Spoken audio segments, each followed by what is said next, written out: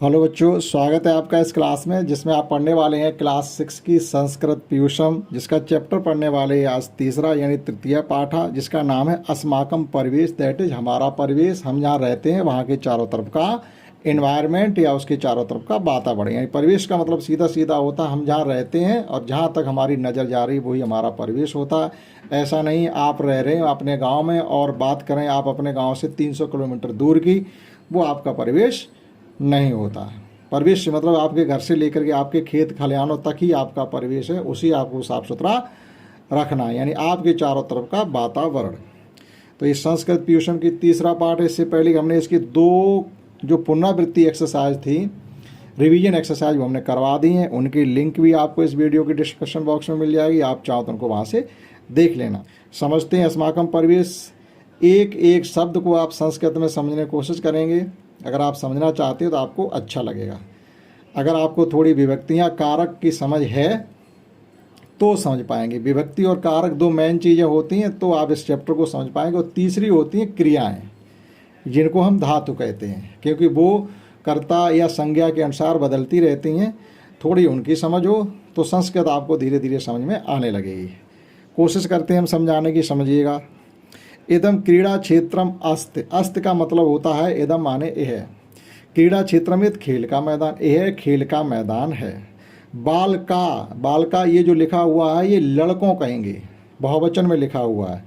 बालका कंदुकेन खेलंत। कंदुकेन का मतलब हो जाएगा गेंद खेलते हैं, लड़के गेंद खेलते हैं। लेकिन कंदुकेन का मतलब है तृतीय विभक्ति एक वचन, लड़के गेंद से खेलते हैं।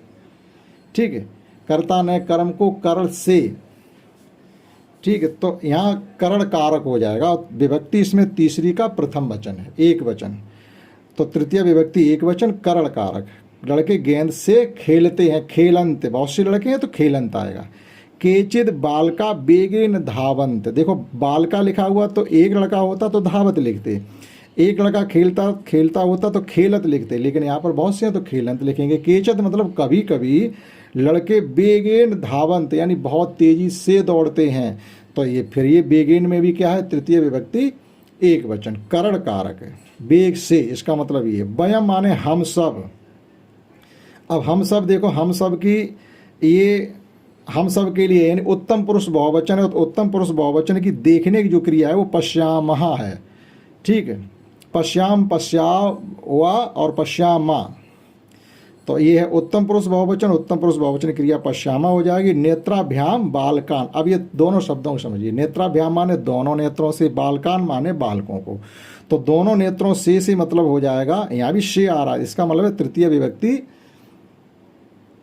द्विवचन, तृतीय विभक्ति द्विवचन। और बालकान माने है बालकों को, यानी बालकों को से मतलब है षष्ठी विभक्ति बहुवचन। काकी के संबंध कारक। हम सब अपने दोनों नेत्रों से बालकों को देखते हैं, इसका ये अर्थ हो जाएगा। डायरेक्ट आप अर्थ निकाल सकते, लेकिन यहाँ कहीं बालक लिख दिया। आप देखो यहाँ लिखा बालका और यहाँ लिख दिया बालकान। इसका मतलब क्या, बालकान मतलब है बालकों को। ठीक, संबंध कारक की के, का की के और षष्ठी विभक्ति और बहुवचन है, ऐसे समझिए संस्कृत को। तो बालका सहचर्य से क्रीडंत, लड़के अपने साथियों के साथ खेलते हैं। अब देखो फिर साथियों से खेलते हैं, साथियों के फिर आ गया है, तो ये भी यहाँ पर भी है तृतीय विभक्ति एक वचन, लड़के अपने साथियों के साथ खेलते हैं। और अत्र बालिका अप उत्साहीन क्रीडंत। अत्र का मतलब यहाँ ये अभ्य है, ये बदलता नहीं। बालिका ये लड़कियों के लिए बहुवचन में आएगा, बालिका, बालिके, बालिकाहा। अगर इसका विसर्ग हटा दें तो एक लड़की हो जाएगी, विसर्ग लगा दें तो बहुत सी लड़कियां हो जाएंगी। तो अत्र बालिका अप माने भी उत्साहीन मतलब बेबी अपने पूरे जोश में खेलती हैं, तो उत्साहीन मतलब उत्साह पूर्वक खेलती हैं, उत्साह से खेलती हैं। यहाँ भी तृतीय विभक्ति एक वचन आएगा, क्रीडंत मतलब खेलती हैं, तो यहाँ लड़कियाँ भी अपने उत्साह से खेलती हैं। तो ये एक पैराग्राफ आपने समझ पाया होगा। नेक्स्ट पैराग्राफ है विद्यालय शिक्षाए भवत। देखो विद्यालय शिक्षाए, विद्यालय मीन्स विद्यालय, बहुवचन में स्कूल क्यों होते हैं, शिक्षाए भवंत, स्कूल विद्या के लिए होते हैं।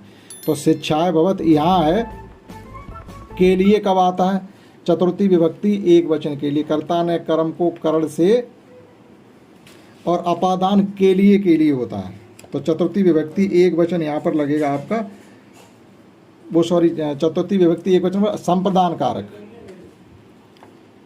ठीक है। चतुर्थी विभक्ति एक वचन संप्रदान कारक शिक्षा यानी विद्यालय शिक्षा के लिए होते हैं। छात्रा पठनाय विद्यालयम गच्छन्ति, लड़के पढ़ने के लिए विद्यालय जाते हैं। यहाँ भी आपकी वही है, चतुर्थी विभक्ति एक वचन, पढ़ने के लिए विद्यालय जाते हैं। कारक है संप्रदान कारक। वयम अप, देखो वयम अलग है, इसको संधि विच्छेद करेंगे तो वयम अप हो जाएगी, हम भी। पठनाय मीन्स पढ़ने के लिए, विद्यालय में गच्छाम, देखो वयम उत्तम पुरुष बहुवचन की क्रिया हो जाएगी गच्छाम, जो कि अभी ऊपर आ चुकी है। तो वयम अब पठनाय विद्यालयम गच्छत, हम भी पढ़ने के लिए विद्यालय जाते हैं। अब देखो यूम अप, यूयम अप, तुम भी। वैसे यहाँ यूयम है, यूयम मतलब उत्तम पुरुष बहुवचन है, वो सॉरी मध्यम पुरुष बहुवचन, अप माने भी, तुम भी। विद्या अर्जनाय तत्र गच्छत, अब देखो गच्छत जो मध्यम पुरुष बहुवचन होता, उसकी गच्छ की जो क्रिया होती है वो मध्यम पुरुष बहुवचन क्रिया होती गच्छत, गच्छस गच्छथा गच्छथ। यहाँ पर द्विवचन में विसर्ग लग जाएगा, बहुवचन विसर्ग हट जाता है। तो तुम भी विद्या अर्जन के लिए विद्यालय जाते हो, ठीक। तेचता, तेचता माने बे और बे, कौन, लड़के और लड़कियां।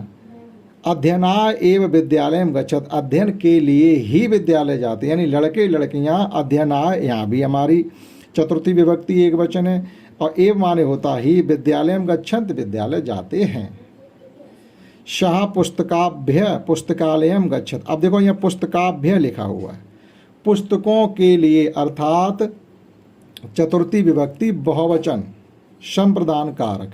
एक पुस्तक के लिए एक पुस्तकालय नहीं जा रही है लड़की, सा माने वो है कौन, कोई लड़की। पुस्तकाभ्य पुस्तकालयम गच्छत, वो है लड़की पुस्तकों के लिए पुस्तकालय जाती है, यानी पुस्तकें लेने के लिए पुस्तकालय जाती है। तो यहाँ पर है चतुर्थी विभक्ति बहुवचन। इस प्रकार से आपने ये दूसरा पैराग्राफ समझा होगा। समझते हैं तीसरा पैराग्राफ। और तीसरा पैराग्राफ अब इसकी अलग अलग विभक्तियों में इन्होंने बांट के समझाने की कोशिश की है। अब देखिएगा, एक उद्यान का है, इदम उपवनम ग्रामात बह अस्ते, यह उपवन मतलब ये उद्यान, ये बगीचा, ग्रामात गांव से अलग होने के अर्थ में अपादान कारक पंचमी विभक्ति एक वचन। ग्रामात अपादान कारक, से अलग होने के अर्थ में होता है। बह मतलब बाहर, अस्त माने है, यह उपवन गांव से बाहर है। जना मीन्स लोग, गृहभ्य अत्र आगच्छन्त, अब देखो गृहभ्य मीन्स घरों से, घरों से, तो इसमें कौन सी विभक्ति लगने वाली, गृहभ्य।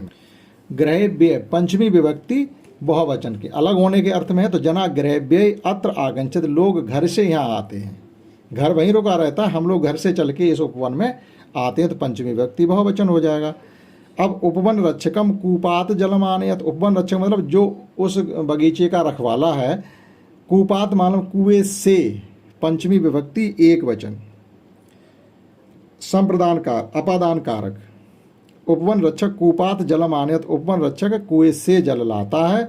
शह जलेन वृक्षान च सिंचत, सा माने ओ है उपवन रक्षक, जलेन माने जल से, तृतीय विभक्ति एक वचन। वृक्षान माने वृक्षों को, षष्ठी विभक्ति बहुवचन संबंध कारक। वृक्षान में है षष्ठी विभक्ति बहुवचन संबंध कारक है। च सिंचत, तो वो है जल से वृक्षों को सींचता है। एक एक अर्थ शब्द का हम अर्थ आपको समझा रहे, कौन सी विभक्ति लगी उसमें कौन सा कारक लगा है, ठीक है। तो यदा माने जब, यदा माने जल, ये अव्यय है। फलान पक्वान भवंत, जब फल पक जाते हैं।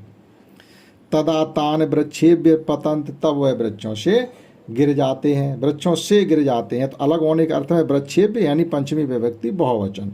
तान माने बे कौन, फल, पतंत माने गिर जाते हैं। सा माने ओए कौन, उपवन रक्षक। उपवनात फलान आपणम नयत, उपवनात मतलब उपवन से अलग होने के अर्थ में, तो पंचमी विभक्ति एक वचन होगी। फलान माने फलों को, आपणम माने बाजार में, नयत मीन्स लाता है, तब वह उन फलों को बाजार में ले आता है। जना तान आपणात गृहम नयंत, तब लोग क्या करते हैं, जना तान तब लोग, आपणात बाजार से, बाजार से यानी पंचमी विभक्ति एक वचन। गृहम नयंत, तब लोग बाजार से उन फलों को घर ले आते हैं। तो इसमें देखो पंचमी विभक्ति का ज्ञान कराया गया है। और समझते हैं, इदम एक सुंदरम उद्यानम अस्ते, अब दूसरे उद्यान की बात आ गई है। इदम एक सुंदरम उद्यानम अस्ते, ये एक बहुत सुंदर बगीचा है। यदा प्रातः सूर्यस्य प्रकाश भवति। देखो सूर्यस्य, सूर्य का षष्ठी विभक्ति एक वचन, सूर्य का संबंध कारक, षष्ठी विभक्ति एक वचन संबंध कारक। यदा माने जब, प्रातः मीन्स ये यदा, ये अव्यय, ये हमेशा ऐसे यूज होता है, ये टूटता नहीं है। यदा प्रातः सूर्य से प्रकाश होता, जब सूर्य, सुबह सूर्य का प्रकाश होता है, तदा माने तब, प्रकाशेन यानी प्रकाश से, फिर षष्ठी विभक्ति प्रकाश से, तदा प्रकाशेन उद्यानस्य शोभा भवति। तो यहाँ पर आ जा रही है तृतीय विभक्ति एक वचन, यहाँ से के अर्थ में है, यहाँ सूर्यस्य है, सूर्य का के अर्थ में है। तो तदा प्रकाशेन उद्यानस्य, उद्यान की शोभा भवति, उद्यान की शोभा होती है, यानी उद्यान की शोभा बढ़ती है। ये उद्यानस्य है षष्ठी विभक्ति एक वचन संबंध कारक, यहाँ पर प्रकाशेन में तृतीय विभक्ति एक वचन करण कारक। भ्रमरा कुसुमनाम, कुसुमा नाम ऊपर गुंजत। देखो कुसुमा नाम, फूलों के, यानी बहुत से फूल हैं तो षष्ठी विभक्ति बहुवचन हो जाएगा, यानी बहुत से फूल हैं और उनके ऊपर भौरे गुंजार करते हैं। भ्रमरा कुसुमा नाम ऊपर गुंजत, तो ये कुसुमा नाम में जो विभक्ति है वो षष्ठी है और इसका वचन है बहुवचन, और कारक इसमें है संबंध कारक।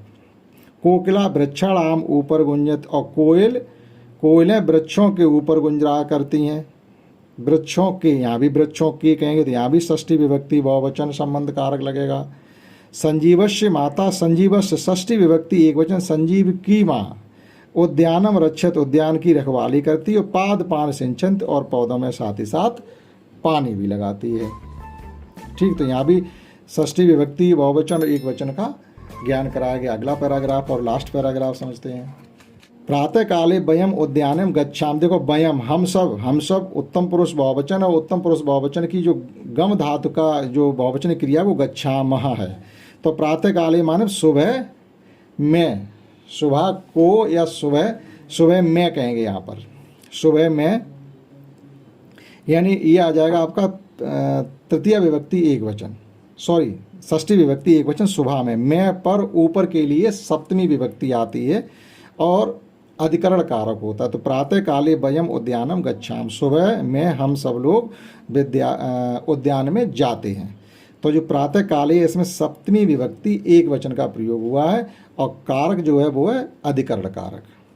उद्याने जना विचरंत, उद्यान में, यहाँ भी उद्यान एक ही तो है, तो सप्तमी विभक्ति एक वचन। मैं पर ऊपर अगर आपको कहना हो तो सप्तमी विभक्ति का प्रयोग करते हैं, अब वचन उसके अनुसार चलता रहता है। तो उद्याने जना विचरंत, उद्यान में लोग घूमते फिरते हैं। उद्याने बट आम्र निम्न अस्वस्था अन्य च अप वृक्षा संत। अब उद्यान में यानी उस उद्यान में बट माने बरगद का, आम्र माने आम का, निम माने नीम का, अस्वस्थ माने पीपल का, और अन्य वृक्ष भी हैं। अप माने भी, अन्य माने अन्य, और अन्य वृक्ष भी हैं। खगाधिक पक्षी वृक्षेषु निवसंत। देखो वृक्षेषु यानी उन पेड़ों पर पक्षी रहते हैं, तो यहाँ वृक्षेषु लिखा हुआ है, पेड़ों पर, पेड़ों बोला हमने, तो उन पेड़ों पर बहुत से पक्षी रहते हैं, तो बहुवचन है यहाँ पर सप्तमी विभक्ति बहुवचन अधिकरण कारक वृक्षेषु में। फिर लिखा हुआ वृक्षेषु पक्वान फलान संत, वृक्षों पर पके हुए फल हैं, यहाँ भी हमें षष्ठी विभक्ति बहुवचन का प्रयोग हुआ है। लतासु, यहाँ भी षष्ठी विभक्ति सप्तमी विभक्ति बहुवचन का प्रयोग हुआ है। कुसुमान विक्षंत, लताओं पर फूल खिले हैं। उद्याने एक तड़ाग अपयस, उद्यान में एक तालाब भी है, यहाँ षष्ठी विभक्ति एक वचन है। और ये वृक्षेषु और ये लतासु, और इनमें जो है सप्तमी विभक्ति बहुवचन है। जले कमलान विक्षंत, जल में फूल खिले हैं, तो जल तो एक ही है, तो यहाँ पर सप्तमी विभक्ति एक वचन। जल में कह रहे हैं तो सप्तमी विभक्ति एक वचन। कमल के फूल खिले हैं। अब देखो कमलेशु यानी उन फूलों के ऊपर, तो सप्तमी विभक्ति बहुवचन और अधिकरण कारक लग जाएगा। कमलेश भ्रमरा गुंजंत, उन फूलों के ऊपर भी भौरे गुंजार करते हैं। तड़ाग मत्स्या अपसंत, और उस तड़ागे यानी तालाब में, सप्तमी विभक्ति एक वचन, मछलियाँ भी हैं। सायकाले बालका बालके चा उद्याने क्रीडंत, सायकाल यानी शाम में लड़के और लड़कियां उस उद्यान में खेलते कूदते हैं। तो सायकाले मतलब सप्तमी विभक्ति एक वचन, उद्यान में सप्तमी विभक्ति एक वचन, साय का यानी शाम को सायकाले में तो आएगी षष्ठी विभक्ति एक वचन, शाम को उद्यान में लड़के लड़कियां खेलते हैं। ठीक, तो एक ये समझ के चलना पड़ेगा। देखो मात्रा एक यहाँ भी लगी, यहाँ भी ले, लेकिन यहाँ सेंस आ रहा है शाम को और यहाँ आ रहा उद्यान में। तो शाम को काकी के लगता है षष्ठी विभक्ति में, ठीक, और संबंध कारक होता है। और उद्यान में मैं पर ऊपर के लिए सप्तमी विभक्ति अधिकरण कारक का प्रयोग होता है और एक वचन है। संप्रति माने होता है इस समय। वायु प्रदूषण से यानी वायु प्रदूषण से यानी वायु प्रदूषण दूरी कारणाय नगरे उद्यानम आवश्यकम। इस समय वायु प्रदूषण को दूर करने के लिए नगर में उद्यान होना बहुत जरूरी है। तो प्रदूषण से मतलब हो जाएगा षष्ठी विभक्ति एक वचन। इस समय वायु प्रदूषण को दूर करने के लिए नगर में उद्यान होना अति आवश्यक है। तो हमने आपको एक एक अर्थ, उसकी क्रिया, उसका कारक और उसकी विभक्ति बताने की कोशिश की है। अगर आप समझने में इंटरेस्टेड हैं, समझना चाहते हैं, तो आपको बिल्कुल समझ में आएगा। ये आप एक बार नहीं, इसको 4 बार देखें। साथ ही साथ अब इसकी हम आपको एक्सरसाइज करा दे रहे हैं। पहले देखिएगा वर्ड मीनिंग। वर्ड मीनिंग इसके ये क्रीड़ा क्षेत्र मतलब खेल का मैदान होता, बेगान मतलब तेज गति से, ठीक है। तो तृतीय विभक्ति एक वचन, सहसरी माने साथियों के साथ, उत्साहन मतलब खुशी से, शिक्षा माने शिक्षा के लिए, आपड़म माने बाजार होता, बह बाहर होता, पकवान पके हुए होता, कोकिला कोयलें होती, पादपान पौधे होते, सिंचन सींचती है, तड़ाग तालाब होता, भ्रमरा भौरे होते हैं, गुंजत गुंजार करती है, संप्रत माने इस समय, अस्वस्थ मिस पीपल का वृक्ष होता, बट बरगद निम नीम होता। ठीक, ये सब हमने आपको चैप्टर में अच्छे से समझाए। अब समझते हैं इसकी एक्सरसाइज। और एक्सरसाइज में पहला सवाल ये, उच्चारणम कुरुत पुस्तकायाम च लिखत। उच्चारण करिए और पुस्तक पर लिखिए। जैसे क्रीड़ा क्षेत्रम शिक्षाएं, गुंजनम उत्साहन, पुस्तकाभ्य और अस्वस्थ खेल का मैदान पढ़ने के लिए, गुंजार करती है उत्साह से, पुस्तकालय पुस्तकाभ्य पुस्तकों के लिए, अस्वस्थ मीन्स पीपल का वृक्ष। क्वेश्चन 2 देखते हैं। और दूसरे सवाल में एक पदेन उत्तर, यानी जो सवाल है उनका एक पद में हमें उत्तर लिखना, जो कि हमने सामने एक शब्द में उनके उत्तर लिखे। जैसे बालका केन क्रीडन, लड़के क्या खेलते हैं, कद्दू गेंद, लड़के गेंद खेलते हैं। छात्रा किमर्थम विद्यालय में अच्छे, लड़कियां क्यों विद्यालय, लड़के क्यों विद्यालय जाते हैं, पठनाय पढ़ने के लिए। फलान के विपतंत्र, फल कहाँ से गिरते हैं, तो वृक्षे वृक्षों से गिरते हैं। प्रातः कस्य प्रकाश भवत, सुबह किसका प्रकाश होता, सूर्य से, सूर्य का। भ्रमरा कुत्र गुंजत, भौरे कहाँ गुंजार करते हैं, तो हम लिखेंगे कुसुमा नाम या कमलान। कमलों के ऊपर भी बताया था और फूलों के ऊपर भी बताया था। थर्ड क्वेश्चन है, मंजूषात पदान चित्वा वाक्यान पूरयत। ये जो बॉक्स में पद लिखे हुए हैं शब्द, इनको देख करके हमें ये खाली जगह भरनी है। जैसे वयम बालकान नेत्राभ्याम पश्याम, हम सब बालक अपने दोनों आंखों से देखते हैं। विद्यालय शिक्षाएं भवंत, विद्यालय शिक्षा के लिए होते हैं। उपवन रक्षक कूपात जलम आनयत, उपवन रक्षक कुएं से जल लाता है। और भ्रमरा कुसुमा नाम ऊपर गुंजत, भौरे फूलों के ऊपर गुंजार करते हैं। खगा वृक्षेश निवसंत, और पक्षी वृक्ष पौधों पर निवास करते हैं। ठीक, तो ये हमने देख देख इसमें सब भर दिए, आप लिख सकते हैं। और इनकी जो विभक्तियाँ कारक थी वो हमने सब चैप्टर में आपको पढ़ा दी, तो उसको बार बार बताने की ज़रूरत नहीं है। क्वेश्चन 4 है, यहाँ पर आपको ये बताना है कि ये शिक्षा जैसे था तो चतुर्थी विभक्ति एक वचन था। अब आपको ये पुस्तकाभ्य चतुर्थी विभक्ति बहुवचन, पुस्तकों के लिए। वृक्षेश सप्तमी विभक्ति बहुवचन, वृक्षों पर। कुसुमा नाम षष्ठी विभक्ति बहुवचन यानी फूलों का, फूलों के। कंदुकेन तृतीय विभक्ति एक वचन, गेंद से। सहचरे तृतीय विभक्ति एक वचन, साथियों से, साथियों के से, साथियों से खेलते हैं। और 5th क्वेश्चन इसका है कि कोष्टकात उचित पदान चित्वा वाक्यान पूरित। कोष्टक में 2-2 शब्द दिए गए, इनको सही बताना है आपको। जैसे वयम नेत्राभ्याम चित्राण पश्याम, हम लोग अपनी दोनों आंखों से चित्रों को देखते हैं, इसलिए नेत्राभ्याम आएगा, नेत्रीण नहीं आएगा।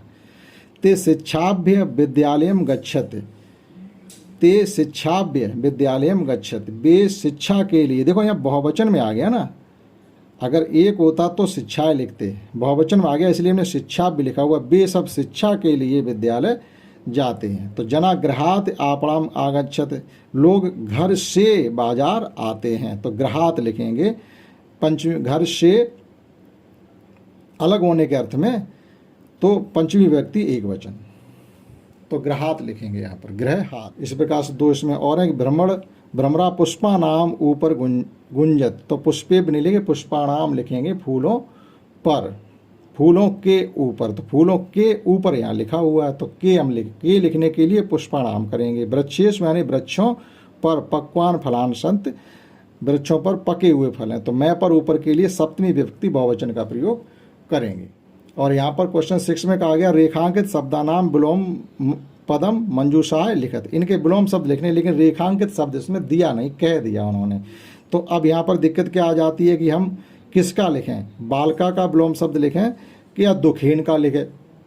तो हमने तो ज़्यादातर यहाँ संज्ञाएं जो दिए गए सब्जेक्ट हैं उनका लिख दिया। आप चाहो दुखेन का लिखो तो सुखेन हो जाएगा, उत्सायन का लिखो तो हतोत्सायन हो जाएगा, मंद स्वरेण का लिखो तो तीव्र स्वरेण हो जाएगा, और यहाँ पर प्रातःकाली का ही लिखना पड़ेगा तो सायकाले हो जाएगा। बालक का बालिका लिखा और बालिका का बालका लिखा।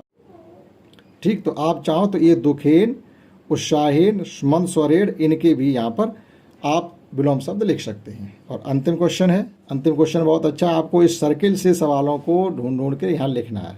जैसे चक्रात पदान आदाय पठ धातु, यानी देखो पठ धातु यहाँ लिखा हुआ है, ये किस कर्ता के साथ किस रूप में आएगी तो वो आपको अपने हिसाब से यहाँ लिखनी पड़ेगी।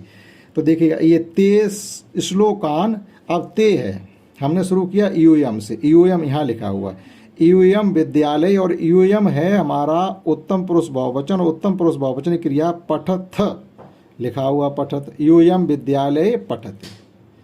फिर हमने लिखा हुआ यहाँ से चलते हुए इधर को आए हैं, ते श्लोकान, ते बहुवचन में ते श्लोकान पठंत। ठीक, तो ये जो पहले लिखे हुए इनके अनुसार पठ पठंत जो भी होगा सो आएगा, दूसरा वाला सेम आप लिखते रहिएगा। वयम हम सब के जो पठदात की क्रिया होगी पठाम होगा, पठाम पठाओ पठामा, तो वयम अध्यापकात पठाम, आवाम ज्ञानाम, देखो आवाम लिखा हुआ है, अयम आवाम वयम, तो ये उत्तम पुरुष द्वितीय, उत्तम पुरुष दो वचन है, तो आवाम ज्ञानाय पठाव, ये पठावह, ये वाली वर्ब आएगी, इसकी वहाँ लगेगा, विसर्ग लगेंगे। अब यहाँ अयम आ गया, अयम के लिए हो जाएगा पठामि, अयम प्रतिदिनम पठामि, वयम फिर आ गया वयम गीताम पठाम, वयम की बहुवचन क्रिया पठाम होगी, और अंतिम है जहीर मित्र